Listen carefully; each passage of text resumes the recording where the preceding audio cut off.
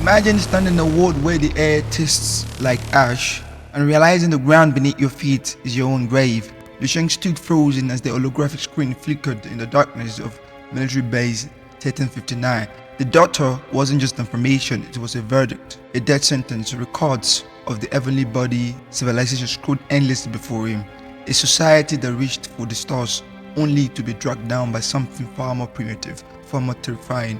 Even the strongest warriors, grade 10 martial artists, the kind people worshipped as untouchable, they weren't enough, not even close. Against the black folk, they were nothing. Humanity built walls that touched the sky, believed act meant safety. But the monster didn't just break those walls, they erased everything behind them. In their final desperation, humanity turns to the stars. Such teams were launched into deep space, a final gamble, a second chance. As Liu Cheng stared at the silent record, he understood the truth. No one came back, not a single signal. Extinction wasn't a theory, it was history. It sank into a tone soulful, the weight of 10,000 years pressing down on him. The AI hovered never, silent, waiting, investigate the world history. His voice was low, unsteady. The daughter loaded, and then the final piece fell into place. Same language, same system, same martial rank, everything matched perfectly. Liu Cheng's eyes widened. This wasn't another world. It wasn't a parallel dimension. It wasn't a dream. That ruined city, those screams, those deaths, they were real. And there were his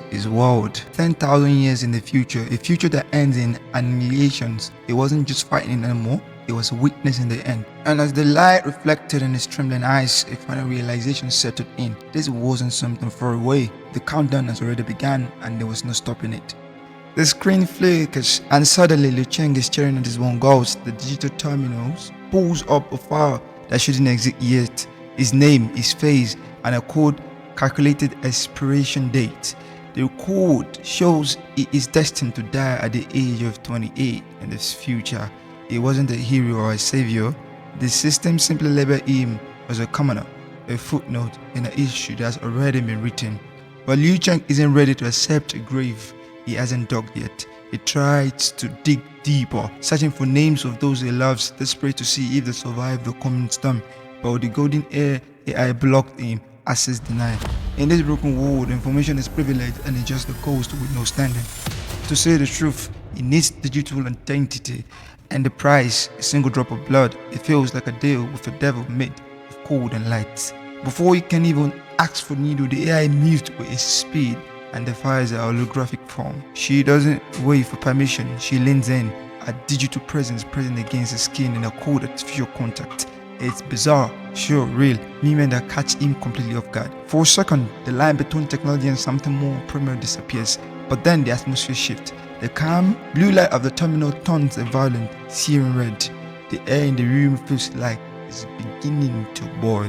The AI eyes snapped open, glowing with a terrifying new intensity. The simple registration he expected has triggered something much larger. His blood wasn't just a key, it was a catalyst. A deep mechanical rumble shakes the foundation of the nightmare world as a new protocol awakens. The revolution. Plan has been initiated, and Liu Cheng realized that by trying to find his past, he may have accelerated the end of everything. The revolution protocol flickered to life, and the red light of the database didn't scan Liu Cheng. It felt like it was speeding back a soul. The screen flashed a single haunting word: successful. But seeing his file laid out in digital ink wasn't a triumph. It was a cold clinical obituary for a man who was still breathing. He started at the summary of his own existence. In the year 334, at the age of 37, Liu Cheng would die on a battlefield in the South Single, forgotten, just another number in war humanity was destined to lose. The record shows he would graduate with honors and join the army as a first lieutenant. On paper, it looked like a respectable life, but looking at the evolution of history section, his heart sank. 2 stars? Out of 10,000 years of human history, his entire life work was worth only 2 stars. He wasn't the hero, he was the legend. In the eyes of the futures, it was barely a footnote. It was a crushing realization. In a dark page full with 10,000 years of geniuses, Liu Cheng realized that being good was the same as being invincible. But then, the fear began to turn into something sharper, something dangerous. If the future was already written, then he knew exactly what he had to beat. He didn't just need to be a top student in the city, he needed to be the monster that the history book couldn't ignore. He looked at the glowing parts of his current progress, each nod representing a choice, a breath, a drop of sweat. The dreamland was a secret weapon, a way to cheat the very destiny that was trying to bury him. He wasn't going to satisfy with a comfortable rank anymore. He needed the world to know his name before the sky fell. Because if he didn't change his two-star fate now, then every person that loved every face in his memories would eventually become nothing more than a blood-stained image in a dead archive. And he wasn't ready to let them go. Does this new path really change the future? Or is it just playing right into the system hands? The flame of defiance didn't just flicker a rout. Liu Cheng stood at the center of this burning realization. If the history books has already written his death, he would burn the books and rewrite the ending in blood. He wasn't just a soldier in the war anymore, he was going to be the spark that ignited revolution. But back in the real world, the air felt different. The mundane clinking of the breakfast plates and the smell of toasted bread felt like a distant dream. His mother and his sister watched him, sensing a shift they couldn't quite put into words. They told them he was staying at home. No more school, no more following the path of a normal student. They looked at him with confusion, wondering why a prestigious academy would suddenly allow a self-study, but they didn't see the shadows behind his eyes. Liu Cheng wasn't the happy-go-lucky kid they used to know. That boy had died the moment the system showed in his grave. The person standing in the occasion now was someone colder, someone sharper. It was a man who had seen the end of the world and decided he wasn't going to let it happen. The phone on his desk wouldn't stop ringing.